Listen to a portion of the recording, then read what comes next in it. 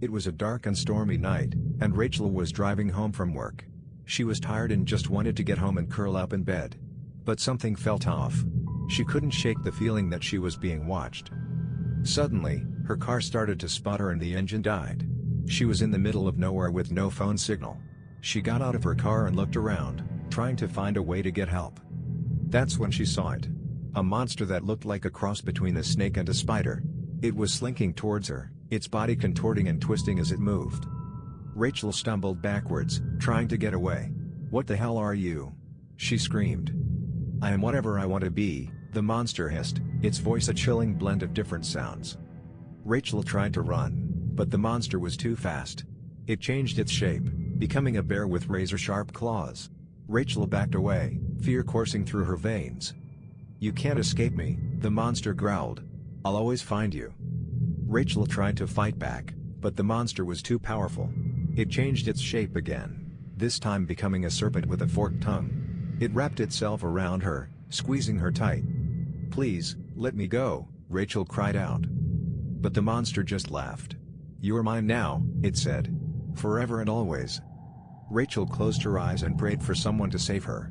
But deep down, she knew that no one would be able to stop the monster that could change its shape at will. Rachel's heart pounded in her chest as she struggled against the serpent's grip.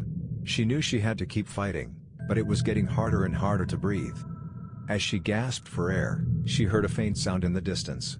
It was a car engine, getting closer and closer. Rachel's eyes widened with hope. Maybe someone had come to rescue her. The monster sensed the approaching vehicle too, and it hissed with anger. "You won't escape me this time," it said, its voice deep and menacing. But Rachel didn't give up. She pushed against the serpent with all her might, trying to break free. And then, just as the car pulled up beside them, she managed to wriggle out of its grasp. Rachel stumbled backwards, her heart racing. She turned to face the monster, ready to fight if she had to. But to her surprise, it was gone.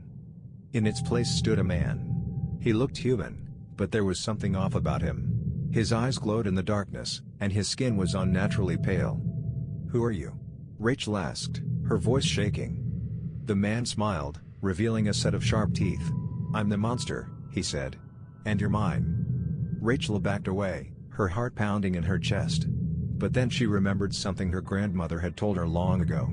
"Monsters are only as strong as you believe them to be," she had said. "If you face them with courage, they lose their power." Rachel took a deep breath and stood tall. "I'm not yours," she said, her voice steady. "I won't let you control me." The man's smile faded, and he snarled. "You'll regret this," he said, before turning and disappearing into the night. Rachel watched him go, her heart still racing.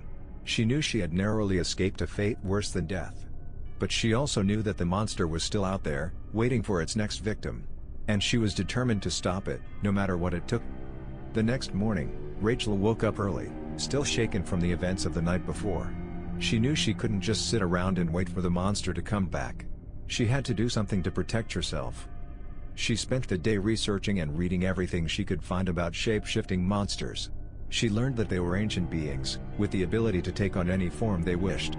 They were drawn to human emotion, and they fed on fear and despair. Rachel knew that she had to face the monster head-on, but she couldn't do it alone. She called her friend, Sarah, and explained everything that had happened. "Are you okay?" Sarah asked, her voice full of concern. "I'm fine, but I need your help," Rachel replied. "I think I know how to defeat the monster, but I can't do it alone." Sarah didn't hesitate. "I'm on my way," she said. When Sarah arrived, Rachel explained her plan. They would lure the monster out into the open and face it together. They would use their courage and strength to defeat it, no matter what form it took.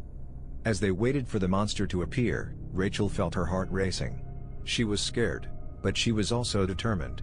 She knew that she had to face her fear, or it would consume her. And then, just as the sun began to set, the monster appeared. It was even more terrifying than before, its body twisted and distorted into a nightmarish form. Rachel and Sarah stood their ground, their eyes locked on the monster. They could feel its power, its hunger for fear and despair.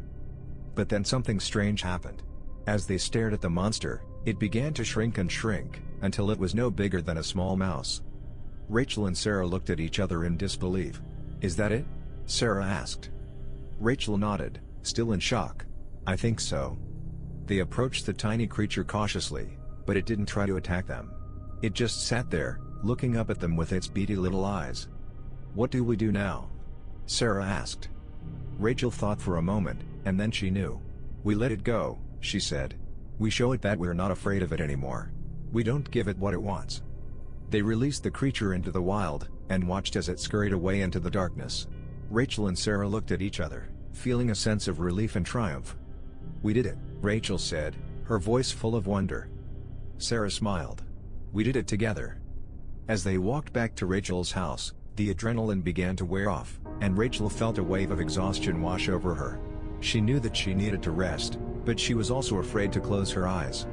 What if it comes back? She asked Sarah. Sarah put a hand on her shoulder. It won't, she said firmly. We showed it that we're not afraid anymore. It won't bother us again. Rachel nodded, but she still felt a sense of unease. She couldn't shake the feeling that the monster was still out there, waiting for its next victim. When they got back to Rachel's house, Sarah made her some tea, and they sat down on the couch to talk. Rachel told her everything she had learned about shape-shifting monsters, and they discussed ways to protect themselves in case the monster did come back. As they talked, Rachel began to feel her eyes getting heavy. She yawned and stretched, feeling the fatigue creeping up on her. I think I'm going to go to bed, she said, stifling another yawn. Good idea, Sarah replied. You need some rest. Rachel got up from the couch and walked towards her bedroom. She hesitated for a moment before closing the door, then she crawled into bed and pulled the covers up to her chin. She lay there for a while, listening to the sounds of the house. She could hear the wind outside, and the occasional creaking of the floorboards. She tried to relax, to let her mind drift off to sleep. But then she heard it. A faint scratching at the window. Rachel's heart leapt into her throat. She tried to tell herself that it was just the wind, or maybe a tree branch. But the scratching grew louder and more insistent. She got out of bed and walked towards the window, her heart pounding. She slowly pulled back the curtain, and her eyes widened in horror. There, on the other side of the glass, was the monster. It had taken on the form of a spider, with long, spindly legs and a hideous, twisted body. Rachel stumbled backwards, her mind racing. She knew that she couldn't face the monster alone, but Sarah was all the way in the other room. She had to think of something, and fast. And then she remembered something she had read earlier. Shape-shifting monsters were vulnerable to certain substances, like salt and silver. Rachel ran to the kitchen, grabbing a container of salt and a knife. She filled her palm with salt and gripped the knife tightly. She took a deep breath and walked back to the bedroom. The monster was still at the window, scratching and hissing. Rachel approached it cautiously, her heart pounding in her chest. She tossed the salt at the window, and the monster recoiled, screeching in pain. She took advantage of the moment and plunged the knife through the glass, stabbing the monster in its spidery body. The monster let out a final screech before dissolving into a pile of goo. Rachel stood there for a moment, catching her breath. She felt a sense of triumph, but also a deep sense of relief. She knew that she had faced her fear, and she had come out on top. She walked back to her bedroom, feeling the weight of the day lifting off her shoulders. As she crawled back into bed, she felt a sense of peace wash over her. She closed her eyes, feeling the darkness take her, and she knew that she was safe. The monster was gone, and she was free.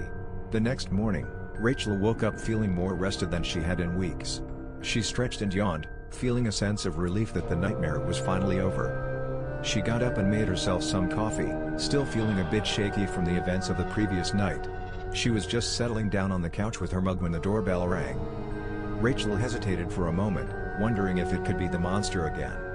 But then she shook her head, telling herself that she was being ridiculous.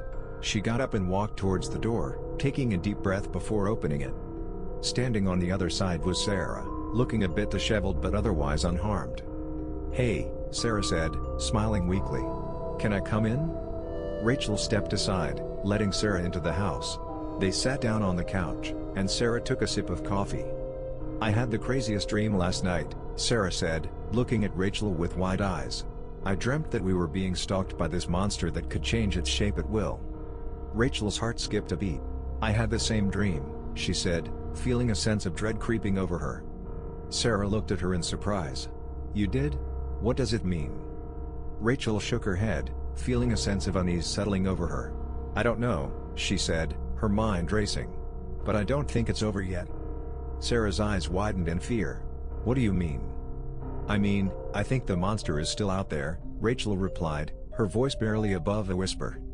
Sarah frowned, her brow furrowing in confusion. But we killed it, didn't we? Rachel shook her head. I don't know if we did. I think it might have been a warning, or a premonition. Like a vision of what's to come.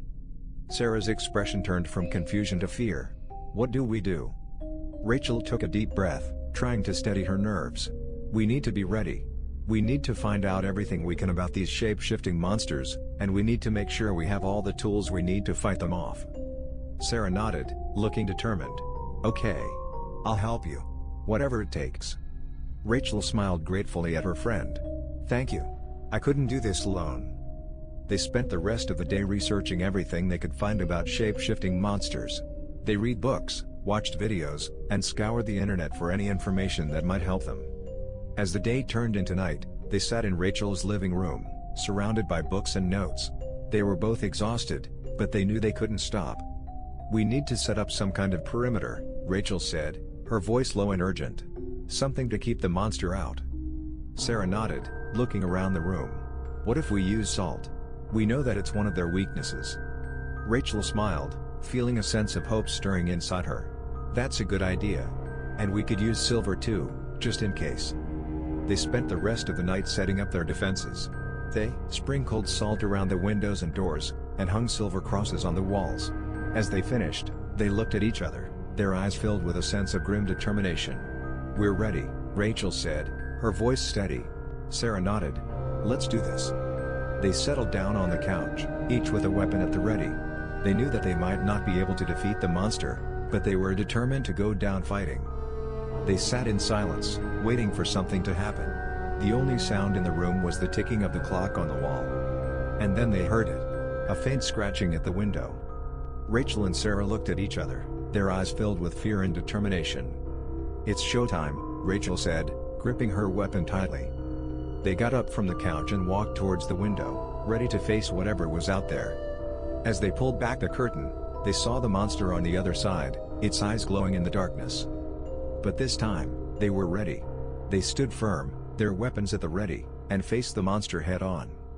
The monster snarled and hissed, trying to get through their defenses.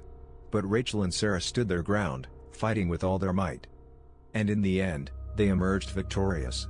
The monster dissipated into thin air, leaving behind only a faint scent of sulfur.